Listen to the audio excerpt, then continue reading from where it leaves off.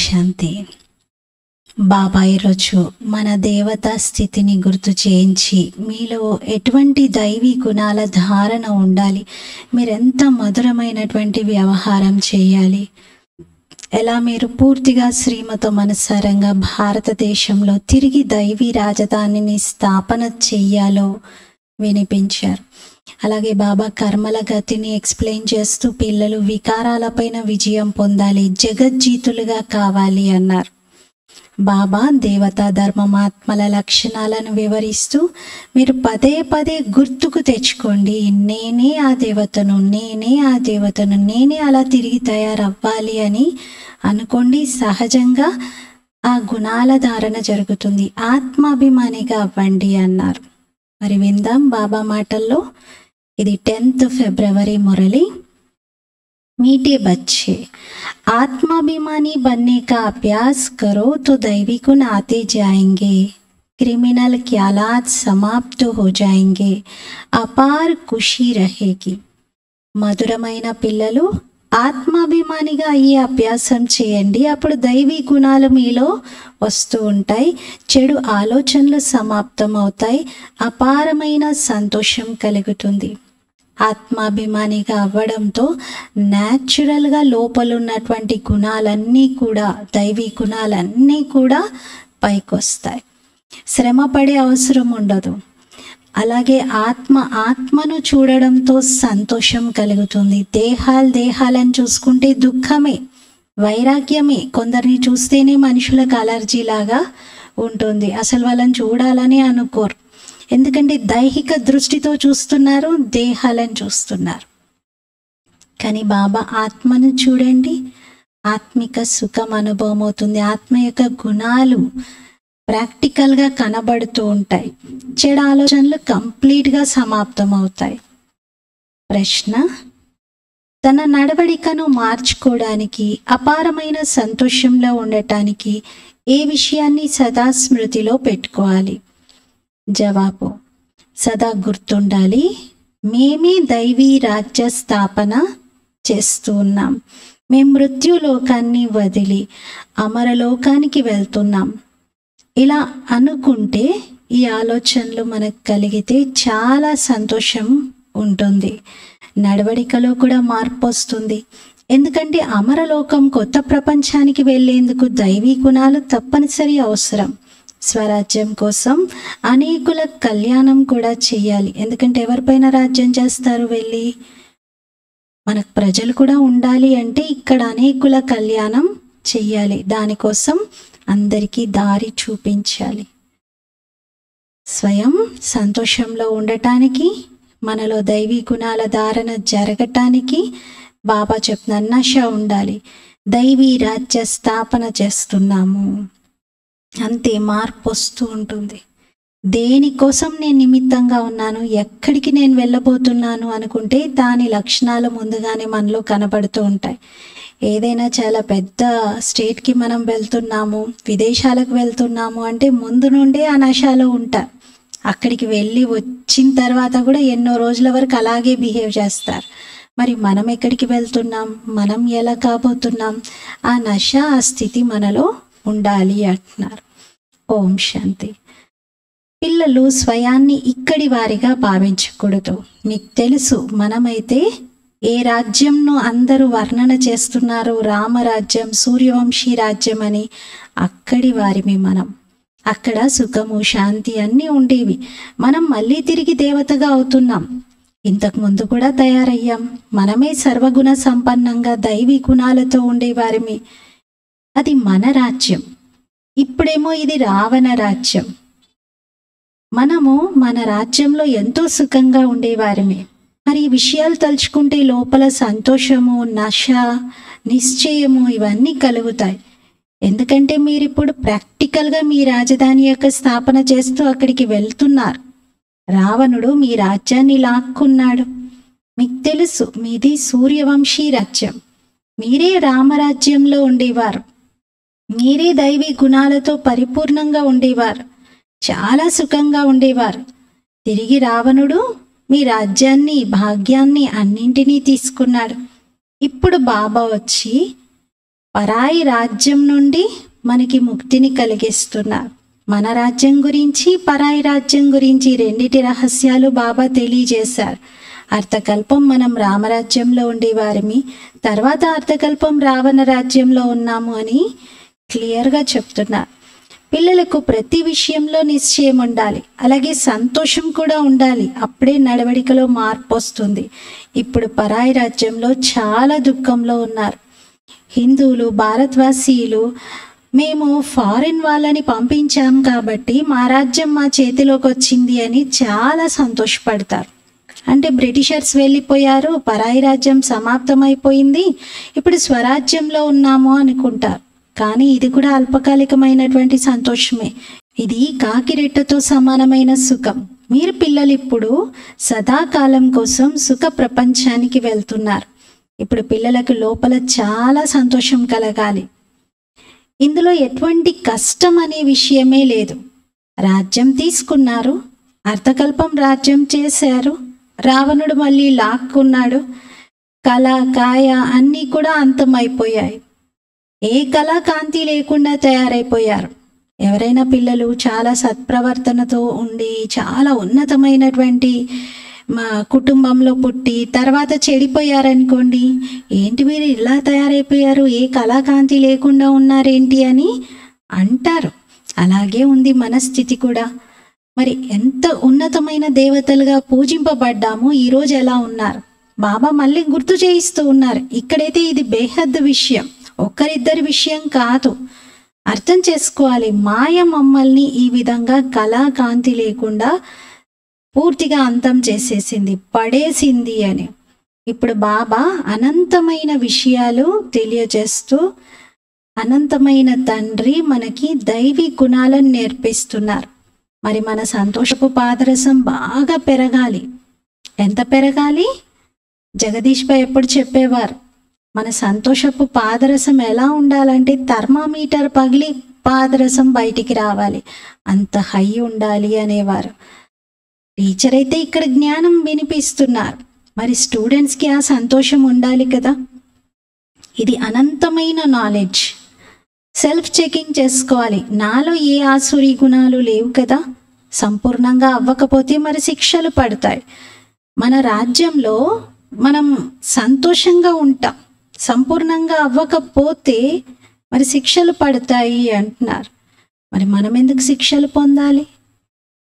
మనకి స్వయం భగవంతుడు తండ్రిగా లభించిన తర్వాత కూడా మనం శిక్షలు పొందడమా? మంచిగా పురుషార్థం చేయాలి. అందుకే బాబా అంటారు, మీరు నన్ను జ్ఞాపకం చేయండి, ఏ రాజ్యంలోకి వెళ్ళబోతున్నారో దాన్ని కూడా జ్ఞాపకం చేయండి. మాలో దైవీ గుణాలు ఉండేవి, ఇప్పుడు ధారణ చెయ్యాలి అని దృఢంగా అనుకోండి. యథా రాజారాణి తథా ప్రజ, అందరిలో సత్యుగంలో దైవీ గుణాలు ఉండేవి. దైవీ గుణాలంటే ఏంటో తెలుసు కదా. మధురత, స్నేహం, ప్రేమ, దయ, క్షమ, ఓర్పు, ఇవన్నీ కూడా ప్రాక్టికల్గా కర్మల్లోకి రావాలి. నిజంగా దైవీ గుణాల గురించి మీకు అర్థమే కాకపోతే ఎలా ధారణ చేయగలుగుతారు? మీరు సర్వగుణ సంపన్నంగా ఉండేవారు, మరి పురుషార్థం కూడా అలా చెయ్యాలి. తయారవ్వడంలో కొంచెం శ్రమ అయితే ఉంటుంది. అంత ఈజీగా మీరు నేను అనుకున్నాను కాబట్టి అయిపోతాను రేపే అని అనుకోకండి. బాబాన్నారు కొంచెం శ్రమ చేయండి. క్రిమినల్ ఐ ఏర్పడితే దాన్ని పూర్తిగా సమాప్తం చేసేందుకు అటెన్షన్ ఇవ్వండి. బాబా అంటారు ఆత్మాభిమానిగా కండి, అప్పుడు క్రిమినల్ ఆలోచనలు సమాప్తం అయిపోతాయి. ఎదుటి వారిని ఆత్మగా చూడండి. యుక్తులైతే బాబా ఎన్నో తెలియజేస్తూ ఉంటారు. ఎవరిలో దైవీ గుణాలు ఉంటే వారిని దేవత అంటారు, ఎవరిలో దైవీ గుణాలు ఉండవో వారిని మనుష్యులు అంటారు. ఈజీగా డిఫరెన్స్ చెప్తున్నారు బాబా. దైవీ గుణాలు ఉంటే మీరు దేవత, దైవీ గుణాలు లేవంటే మీరు ఆర్డినరీ మనిషి. అయితే ఇద్దరూ మనుషులే, దేవతలు కూడా మనుషులే, కానీ దైవీ గుణాలతో పరిపూర్ణంగా ఉన్నారు కాబట్టి దేవత అని టైటిల్ దొరుకుతుంది. ఒకవేళ ఈ మనిషిలోనే ఆసురీ గుణాలు ఉంటే అసురుడు, వానరుడు అని కూడా అంటారు. వానరన్ టైటిల్ దొరుకుతుంది. మరి ఎందుకంటే పరస్పరంలో గొడవ పడుతూ పోట్లాడుకుంటూ ఉన్నారు వానరుల్లాగా. సత్యుగంలో ఇటువంటి విషయాలేమీ ఉండవు. ఇక్కడే ఇలాంటివి చూస్తూ ఉన్నారు. తప్పకుండా తప్పు చేశారు అంటే సహించుకోవాల్సి వస్తుంది. మరి ఆత్మాభిమానిగా లేరు కాబట్టి సహించుకోవాల్సి వస్తుంది. మీరు ఎంత ఆత్మాభిమానిగా అవుతూ ఉంటే అంతగా దైవీ గుణాల ధారణ జరుగుతూ ఉంటుంది. మరి సెల్ఫ్ చెకింగ్ చేసుకోవాలి. నాలో దైవీ గుణాల ధారణ ఎంతవరకు ఉంది? ఒక పెన్ను పేపర్ తీసుకొని రాసుకోవాలి ఏమేం గుణాలు ఉన్నాయి నాలో ఉన్నటువంటి గుణాల లిస్ట్ అని రాసుకోండి. బాబా సుఖదాత. మరి పిల్లలందరి కర్తవ్యం ఏంటి? సుఖం ఇవ్వడం. తన హృదయాన్ని ప్రశ్నించుకోవాలి. నేనెవ్వరికి దుఃఖం ఇవ్వటం లేదు కదా, మనస వాచ కర్మన దేనితోనూ దుఃఖం ఇవ్వటం లేదు కదా. కానీ కొందరికి అలవాటు ఎలా ఉంది అంటే దుఃఖం ఇవ్వకుండా ఉండలేరు, దుఃఖ పెట్టకుండా ఉండలేరు. ఏదో ఒక మాటనైనా విసురుతారు. అలా పూర్తిగా మారట్లేదు. అసలు ఇంకా నేను మారనన్నట్టుగానే ఉంటారు. వాళ్ళ స్వభావం సంస్కారం కూడా. ఈ విధంగా జైల్ బర్డ్స్ ఉంటారు కదా, మాటి మాటికి తప్పులు చేస్తారు, జైలుకి వెళ్తారు. 2-3 సంవత్సరాలు జైల్లో ఉండి మళ్ళీ బయటకు వస్తారు, మళ్ళీ ఏదో ఒకటి చేసి వెళ్తారు. జైల్లో ఉండడమే సుఖంగా ఉంది అని అనుకుంటారు. కానీ బాబా అంటున్నారు, అక్కడైతే సత్యుగంలో జైళ్ళు ఉండవు, పాపాలే జరగవు, జైలుకి వెళ్ళే అవసరమే ఉండదు. ఇక్కడ జైళ్ళల్లో శిక్షలను పొందుతారు. ఇప్పుడు మీరు అర్థం చేసుకుంటున్నారు. మీరు మీ రాజ్యంలో ఉండేవారు, చాలా సంతోషంగా షావుకారుగా ఉండేవారు. ఎవరైతే బ్రాహ్మణ కులానికి చెందిన వారు ఉంటారో వారే ఇలాంటి సంతోషంలో ఉంటారు. మేము దైవీ రాజ్య స్థాపన చేస్తున్నాము అని. అదొక్కటే మన రాజ్యం. దాన్నే దేవతా రాజ్యం అని అనేవారు. ఆత్మకి ఎప్పుడైతే ఈ జ్ఞానం లభిస్తుందో అప్పుడు చాలా సంతోషం కలుగుతుంది. జీవాత్మ అని అనవలసి వస్తుంది, కేవలం ఆత్మ అని కాదు. ఎందుకంటే పురుషార్థం మనం శరీరంలో ఉండగా చేస్తున్నాం కాబట్టి జీవాత్మ అంటాం. జీవాత్మ దేవీ దేవతా ధర్మానికి చెందినదిగా ఉండేది. మరి మొత్తం విశ్వం పైన రాజ్యం చేసేవారు ఆ సమయంలో. ఈ నాలెడ్జ్ మీకే ఉంది. భారతవాసీలకు ఏమైనా తెలుసా మా రాజ్యం ఉండేది, మేము సతో ప్రధానంగా ఉండేవారిమి అని? మీకే ఈ నాలెడ్జ్ ఉంది. అసలు ఎక్కడా కూడా నారాయణుడి రాజ్యంలో ప్రజలు ఎలా ఉన్నారు, అసలు అప్పటి స్థితిగతులు ఎలా ఉండేది ఎక్కడా రాయలేదు. రాముని రాజ్యం యొక్క వర్ణన చేశారు. అక్బర్ చక్రవర్తి రాజ్యం ఎలా ఉండేది రాశారు, అశోక చక్రవర్తిది రాశారు. కానీ నారాయణుడు పరిపాలించినప్పుడు జగత్తును పాలించాడు, జగత్పాలకుడు అంటారు. కానీ వారి పాలనలో ప్రజలు ఎలా ఉన్నారు, రాష్ట్రమంతా ఎలా ఉండేది, అప్పటి స్థితిగతులు ఎలా ఉన్నాయి అనేది మాత్రం ఎక్కడ వర్ణన లేదు. మీరు చెప్పండి అంటున్నారు. లక్ష్మీనారాయణల రాజ్యం ఎంత సుఖంగా ఉండేదో. భారతవాసీలు ఈ విషయాలన్నీ మర్చిపోయారు. ఈ జ్ఞానమే లేదు. మేమే దేవతలుగా ఉండేది, మళ్ళీ మేమే తయారవ్వాలి అని కూడా తెలియట్లేదు. విఘ్నాలైతే మీకు చాలా ఎదురవుతున్నాయి. కానీ ఎంతెంత విఘ్నాలు వేస్తూ ఉంటారో అంతంతగా మీరు రోజు రోజుకి ఉన్నతిని పొందుతూ ఉంటారు. చెప్తారు కదా, ఒక అతని మీద చాలా విఘ్నాలు వేస్తూ రాళ్ళు విసురుతున్నారంట. ఆయన ఏం చేశాడు, ఆ రాళ్ళన్నింటినీ పేర్చుకుంటూ పోతూ ఇల్లు కట్టాడంట. అంటే నాకు ఎవరైతే విఘ్నాలు కలిగించారో ఆ విఘ్నాలు వేసే వాళ్ళ రాళ్ళన్నింటినీ పేరుస్తూ నేను ఇంకా ఇంకా పైకే వెళ్తూ వచ్చాను, దానిపైనే ఉన్నాను, నేను ఉన్నతినే పొందాను అని చెప్తాడు. అలా బాబా అంటున్నారు, మిమ్మల్ని ఎవరు నిందించినా, అవమానించినా, విమర్శించినా, ఎన్ని నిందలు మోపినా మీరు ఇంకా ఇంకా ప్రసిద్ధమవుతారు, ఇంకా ముందుకు వెళ్తారు. అందరు అనుకుంటారు ఇంకా వీళ్ళది చాలా మంచి సంస్థ, చాలా మంచి కార్యం చేస్తున్నారు, సహజ మార్గాన్ని తెలియజేస్తూ ఉంటారు, ఈజీగా మనము ప్రాక్టికల్గా చేయగలిగే విషయాలే మాట్లాడతారని అనుకుంటారు, అంటారు కూడా. మీరు ఒకప్పుడు సతో ప్రధానంగా ఉండేది, దేవతలుగా ఉండేది, మన రాజధానిలో మనం ఉండేవారిమి, ఇప్పుడు తమో ప్రధానంగా అయ్యాం కదా అని వారికి కూడా తెలియజేస్తాం. ఇప్పుడైతే ఎవరు నేను రావణ రాజ్యంలో ఉన్నాను అని భావించట్లేదు. వాళ్ళకి అసలు నాలెడ్జే లేదు. మీకు తెలుసు మీరెంత స్వచ్ఛంగా ఉండేవారు, ఇప్పుడు ఎలా తుచ్చ బుద్ధిగా అయ్యారు అని. పునర్జన్మలను తీసుకుంటూ పారస బుద్ధి నుండి రాతి బుద్ధిగా అయిపోయారు. ఇప్పుడు మన రాజ్యస్థాపన జరుగుతుంది. మరెంత ఉత్సాహం ఉండాలి, పురుషార్థంలో నిమగ్నం అయిపోవాలి. కల్పక్రితం ఎవరైతే పురుషార్థం చేశారో, ఎవరైతే రాజధాని తీసుకున్నారో, ఇప్పుడు కూడా తప్పనిసరిగా తీసుకుంటారు. నంబర్ వారి పురుషార్థం అనుసారంగా మనం దైవీ రాజ్య స్థాపన చేస్తున్నాం. పిల్లలు గడియ ఈ విషయాల్ని మర్చిపోతూ ఉంటారు. లేకపోతే లోపల ఎంత సంతోషం కలగాలి, ఒకరికొకరు గుర్తు చేయించుకుంటూ ఉండాలి. మన్మనాభవాని, బాబాను జ్ఞాపకం చేయండి అని. ఎందుకంటే దీంతోనే, ఈ పురుషార్థంతోనే రాజ్యం లభిస్తుంది. ఇదేం కొత్త విషయం కాదు.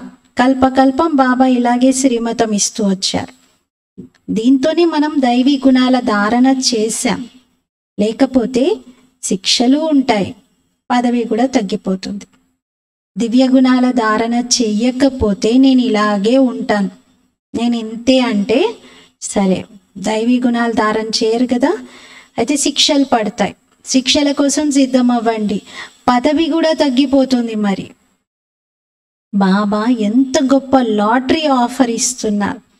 ఇప్పుడు పురుషార్థం చేసి ఉన్నత పదవిని పొందితే కల్పకల్పాంతరాలు ఇంతే, ఇంకా కల్పకల్పాంతరాలు పొందుతారు. ఇప్పుడు చేస్తే అది ప్రతి కల్పానికి వర్తిస్తుంది. ఇది గొప్ప లాటరీ కదా. ప్రతిసారి పురుషార్థం శ్రమ చేసే అవసరం లేదు. ఈ ఒక్కసారి చేస్తే మొత్తం కల్పానికి బాబా ఇచ్చేస్తున్నారు. ఎంత సహజమైన విషయం. సుప్రీం తండ్రి, సుప్రీం టీచర్, సుప్రీం గురువుగా ఉన్నారు. ఎంతమంది స్టూడెంట్స్ ఉన్నారు, పరుగులు పెడుతూ ఉన్నారు. బాబా పిల్లల్ని లిస్ట్ అడుగుతారు. ఎవరెవరు నిర్వికారిగా పవిత్రంగా తయారయ్యారు, నాకు లిస్ట్ పంపించండి అంటారు. పిల్లలకి బాబా అర్థం చేయించారు, బ్రుకుటి మధ్యలో ఆత్మ సితార ప్రకాశిస్తూ ఉంటుంది అని. బాబా అంటారు, నేను కూడా ఇతడి బ్రుకుట్లో కూర్చున్నాను, నా పాత్ర నేను పోషిస్తున్నాను. నా పాత్ర ఏంటి? శివబాబా పాత్ర ఏంటి? పతితులను పావనంగా చేయటం. జ్ఞాన సాగరుని నేను అంటున్నారు. పిల్లలకు నేను జన్మనిస్తాను. కొందరు అందులో మంచి వాళ్ళు ఉంటారు, కొందరు చెడిపోతారు. ఆశ్చర్యంగా విని వర్ణించి పారిపోతారు. బాబా అప్పుడు మాయతో అంటారు, అరే మాయా, నువ్వెంత పవర్ఫుల్గా ఉన్నావు. నేను జన్మనిచ్చినటువంటి పిల్లల్ని నువ్వు లాక్కెళ్తున్నావు, నువ్వు పట్టుకెళ్తున్నావు అని అంటారు. అయినా కూడా పిల్లలు అలా తండ్రిని వదిలేసి వెళ్ళిపోయినా బాబా అంటారు, ఎక్కడికి వెళ్తారు, ఎంత దూరం వెళ్తారు, మళ్ళీ ఇక్కడికి రావాల్సిందే. ఎందుకంటే ఈ భవసాగరం దాటించేటువంటి వాడు బాబా ఒక్కరే, ఇంకెవరూ లేరు. కాబట్టి మళ్ళీ బాబా దగ్గరికి రావాల్సిందే. ఒక్క బాబాయే సద్గతి దాత. ఈ జ్ఞానం గురించి ఇంకెవరికీ తెలియదు. కల్పక్రితం ఎవరైతే ఈ జ్ఞానాన్ని నమ్మారో, అంగీకరించారో, ఇప్పుడు కూడా వారే అంగీకరిస్తారు. ఇందులో నడవడికను చాలా పరివర్తన చేసుకోవాలి, సర్వీస్ చేయాలి, అనేకుల కళ్యాణం చేయాలి, అనేకులకు మార్గాన్ని చూపించాలి, చాలా చాలా మధురమైన స్వరంతో అర్థం చేయించాలి. అంటే మధురతతో చెప్పాలి, మీరు భారతవాసీలే ఒకప్పుడు విశ్వానికి యజమానిగా ఉండేది అని అందరికీ చెప్పాలి. ఇప్పుడు తిరిగి ఈ రాజ్య స్థాపనకు మనం అందరం నిమిత్తం అవ్వాలి అని ప్రేరణని ఇవ్వాలి. ఇక్కడైతే మీరు అర్థం చేసుకుంటున్నారు, బాబా ఏది చెప్తున్నారో అది ఇంకెవ్వరూ చెప్పలేరు. ఇలా ఎవ్వరూ ఇంత ప్రేమగా చెప్పలేరని మీకు అనిపిస్తుంది. అయినా కూడా తండ్రి ప్రేమను రియలైజ్ అయ్యాక కూడా మళ్ళీ నడుస్తూ మాయకు ఓడిపోతారు, మాయ వైపు వెళ్ళిపోతారు. బాబా స్వయంగా చెప్తున్నారు, వికారాలపైన విజయం పొందితేనే మీరు జగజ్జీతులుగా అవుతారు. ఈ దేవతలు జగజ్జీతులుగా అయ్యారు. నిజంగా అలాంటి కర్మలు చేసుకొని ఉంటారు కదా. బాబా కర్మల గతిని తెలియజేశారు. రావణ రాజ్యంలో కర్మలన్నీ వికర్మలుగా అవుతున్నాయి, రామరాజ్యంలో కర్మలు అకర్మలుగా అవుతాయి. ముఖ్యమైన విషయం, కామం పైన విజయం పొందితే జగజ్జీతులుగా అవుతారు. తండ్రిని జ్ఞాపకం చేయండి. ఇప్పుడు తిరిగి ఇంటికి వెళ్ళాలి. 100% ఇది ఖచ్చితమైన విషయం. మనం ఎలా అయినా సరే రాజ్యాన్ని తీసుకొనే తీరుతాం. కానీ రాజ్యం ఇక్కడ చేసేది లేదు. ఇక్కడ రాజ్యం తీసుకుంటాం. రాజ్యం చేసేది అమరలోకంలో. ఇప్పుడు మృత్యులోకం మరియు అమరలోకం మధ్యలో ఉన్నాం. ఈ విషయాలు కూడా పిల్లలు మర్చిపోతూ ఉంటారు. అందుకే బాబా గడియ గడియ గుర్తు చేయిస్తూ ఉన్నారు. ఇప్పుడు ఇది పక్కా నిశ్చయం చేసుకోండి పిల్లలు, మీరు మీ రాజధానిలోకి వెళ్తున్నారు. ఈ పాత రాజధాని ఇంకా ఫినిష్, అంతమయ్యేది ఉంది. ఇప్పుడు కొత్త రాజధానిలోకి వెళ్ళడానికి దైవీ గుణాలను ధారణ చెయ్యాలి. అప్నే సే బాతే కర్నీ హై, తనకి తాను మాట్లాడుకోండి అంటున్నారు. ఈ విషయాల చింతన చెయ్యాలి. స్వయాన్ని ఆత్మగా భావించాలి. ఎందుకంటే ఇప్పుడు మనం తిరిగి ఇంటికి వెళ్ళేది ఉంది. స్వయాన్ని ఆత్మగా భావిస్తూ తిరిగి ఇంటికి వెళ్తున్నాను అనే సంతోషంలో ఉండాలి. అక్కడైతే వికారాలే ఉండవు. మనం యోగం జోడించే అవసరం కూడా లేదు. సత్యుగంలో కూర్చొని యోగం చేస్తారా? అక్కడ మురళి వింటారా? లేదు. ఈ సమయంలో పావనంగా అవ్వడానికి యోగం చేయాలి. అక్కడైతే పరివర్తన చెందే ఉంటారు. కానీ నెమ్మది నెమ్మదిగా కళలు తగ్గుతూ ఉంటాయి. ఇదంతా సహజమైన విషయం. క్రోధం కూడా చాలా దుఃఖ పెడుతుంది. కానీ ముఖ్యమైనది దేహాభిమానం. ఆ దేహాభిమానమే అక్కడ సత్యుగంలో ఉండదు. ఆత్మాభిమానిగా ఉండడంతో క్రిమినల్ ఐ సమాప్తం అవుతుంది. సివిల్ ఐగా అవుతారు. రావణ రాజ్యంలో క్రిమినల్ ఐ ఏర్పడుతుంది. అంటే వికారీ దృష్టి, చెడు దృష్టి బాగా ప్రబలంగా ఉంటుంది. మీకు తెలుసు, మీ రాజ్యంలో మీరు చాలా సుఖంగా ఉండేవారు. ఇంకే పని లేదు, క్రోధం లేదు. మొదట్లో ఒక పాట తయారు చేశారు. అందులో సత్యుగంలో అసలు ఎంత సుఖంగా ఉంటారు, ఎలాంటి గుణాలు ఉంటాయి, ఇవన్నీ కూడా బాగా వర్ణించారు. అక్కడైతే వికారాలు లేవు. మనం అనేక సార్లు గెలుపొందాం, ఓడిపోయాం. సత్యుగం నుండి కలియుగం వరకు ఏదైతే జరిగిందో అదంతా రిపీట్ అవుతుంది. తండ్రి టీచర్ వద్ద ఏదైతే జ్ఞానం ఉందో అదంతా మీకు వినిపిస్తూ ఉన్నారు. ఈ ఆత్మిక టీచర్ ఎంత వండర్ఫుల్గా ఉన్నారు. వీరు ఉన్నతోన్నతమైన భగవంతుడు, ఉన్నతోన్నతమైన టీచర్. మనల్ని కూడా అంత ఉన్నతోన్నతమైన దేవతలుగా చేస్తున్నారు. మీరు స్వయమే చూస్తున్నారు బాబా ఎలా దైవీ రాజ్య స్థాపన చేస్తున్నారు అని. మీకు కూడా అనిపిస్తుంది మేమే ఆ దైవీ రాజ్యంలో దేవతలుగా ఉంటాము అని. ఇప్పుడైతే స్వయాన్ని హిందూ అనుకుంటున్నారు. వాళ్ళకి చెప్పాలి, వాస్తవంగా హిందూ ధర్మం కాదండి, ఇది ఆది సనాతన దేవీ దేవతా ధర్మము అని. ఎందుకంటే మిగతా అన్ని ధర్మాల పేర్లు అలాగే ఉన్నాయి. ఇక్కడ ఒక్క దేవతా ధర్మం పేరునే మార్చుకున్నారు. అది ప్రాయలోపమే అయిపోయింది ఆ పేరు. ఇది పవిత్రమైన ధర్మం. దేవతా ధర్మం కన్నా పవిత్రమైన ధర్మం ఇంకొకటి లేదు. కానీ ఇప్పుడు ఈ ధర్మంలోని ఆత్మలందరూ అంత పవిత్రంగా లేరు. ఆ పవిత్రత లేని కారణంగా ధర్మం పేరును తగ్గించకూడదు అని వారే పేరు మార్చుకొని చెప్పుకుంటున్నారు, మాది హిందూ ధర్మము అని. ప్రాక్టికల్గా చూడండి, క్రైస్ట్ని పూజించేవారు క్రిస్టియన్స్ అని చెప్పుకుంటున్నారు, బుద్ధుని పూజించేవారు బౌద్ధ మతస్థులం అని చెప్పుకుంటున్నారు. మరి దేవతల్ని పూజించేటువంటి వాళ్ళు దేవతా ధర్మం అని చెప్పుకోవాలి కదా. దేవతల్ని పూజించేవారు దేవతా ధర్మానికి చెందిన వారే, దేవతలే. మరి స్వయాన్ని హిందూ అని ఎందుకు చెప్పుకుంటున్నారు? ఇలా యుక్తిగా మీరు అర్థం చేయించండి అంటున్నారు. అంటే దేవతా ధర్మం ఎంత గొప్పది, ఎంత పవిత్రమైనది అనేది వారికి అర్థం చేయించండి. అయితే ఈ విషయాలు చాలా యుక్తిగా అర్థం చేయించాలి. కానీ మీరు కేవలం హిందూ అనేది ధర్మం కాదు అని అంటే మాత్రం చాలా గొడవ చేస్తారు, చాలా కోపానికి వస్తారు. ఎందుకంటే హిందూ ధర్మం కాదు అనే మాట బాబా చెప్పట్లేదు. హిందూ అనేది ఆది సనాతన దేవీ దేవతా ధర్మానికి చెందినదే.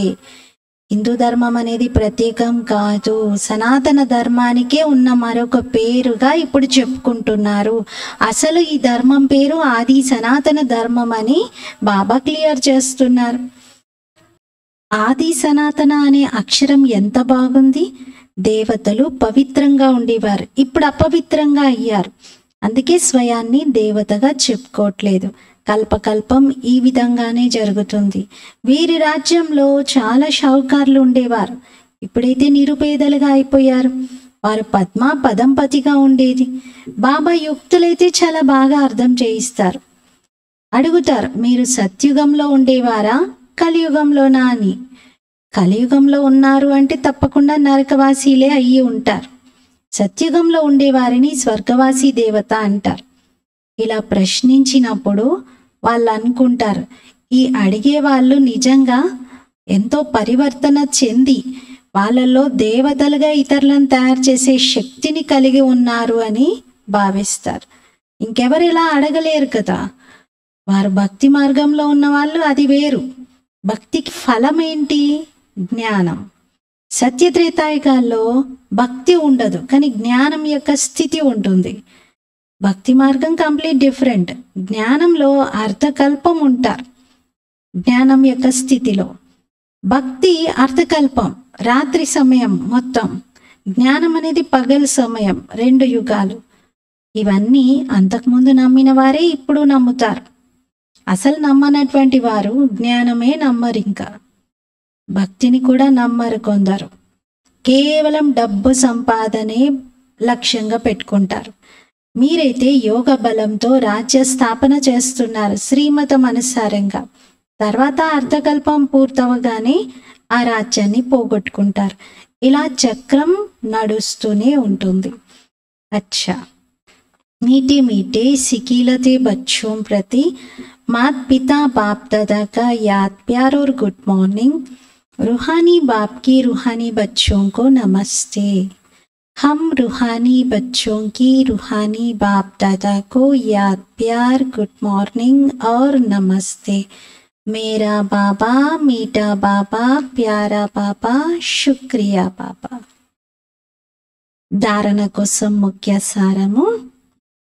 మొదటి పాయింట్, అనేకుల కళ్యాణం చేయటానికి తన మాట తీరును ఎంతో మధురంగా చేసుకోవాలి.